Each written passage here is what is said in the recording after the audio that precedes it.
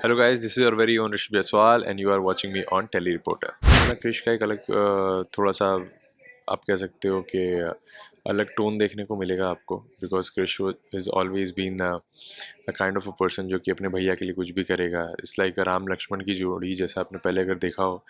सो हम लोग चारों भाई थे, that Armaan, Rohit, Krish and Aryan. But now अभी क्या है कि रोहित भाई है नहीं, एंड नाउ जो चीज़ जिस तरह से चल रही है, Krish is also very much into his father. तो और आपको पता ही है, Sanjay Bansal is one of most wanted villain in our show. So वो इतना आसानी से चीज़ें होने नहीं देंगे, एंड अगर क्रिश उनकी बात सुन रहा है तो उसे भी अच्छी चीज़ें करने तो नहीं ही देंगे।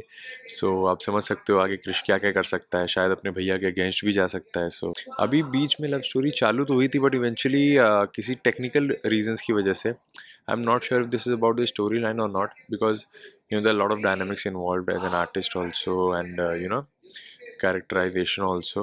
तो कहीं ना कहीं वो चीज़ किसी टेक्निकल रीज़न की वजह से वो नहीं आई थिंक कंटिन्यू हो पाया। That's my take on it, but कोई बात नहीं। Story wise I think the makers wants my love story to resume after some time, then I wait for it. And I'm also hoping that there are certain areas of Krish Bansal that the audience want to see, and hopefully the writers also want me to portray that as well. So yeah. सो अभी जैसा कि आप देख पा रहे हो कि that Krishna ने फाइनली फर्म ज्वाइन कर लिया है। वो अपने पापा का लाडला बेटा बन चुका है। वो अपने फादर की सारी बातें सुन रहा है। Now he is a part of the Poddar firm. So एक बहुत ही बड़ा चेंज आया है कृष्ण में, एंड आई थिंक ये पहले कभी नहीं देखा गया।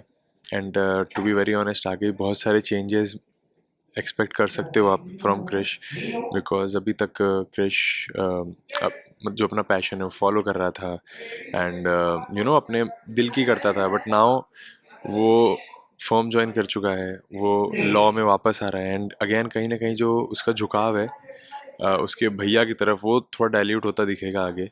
एंड उसके साथ ही साथ, क्योंकि उसके फादर ने ऐसे कंडीशन डाले हैं, जो केस का जो इशू चल रहा है, एंड अभी वो अरेस्ट भी होते होते रह गया था, तो कहीं ना कहीं उसके फादर ने ही उसे हेल्प किया।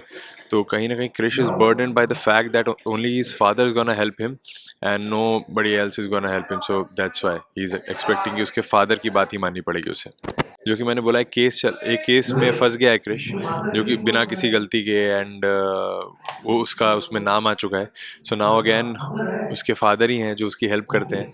सो इसी वजह से I think that's the main reason why Krish is expecting कि अब वो अपने पैशन को छोड़ के अपने फादर की बात मानेगा, बिकॉज इवेंचुअली उसके फादर ही उसके चीज़ों में आकर उसकी हेल्प कर रहे हैं। सो उसे ऐसा लगता है, जब उसके फादर उसकी इतनी हेल्प कर रहे हैं, then why not he listen to his father.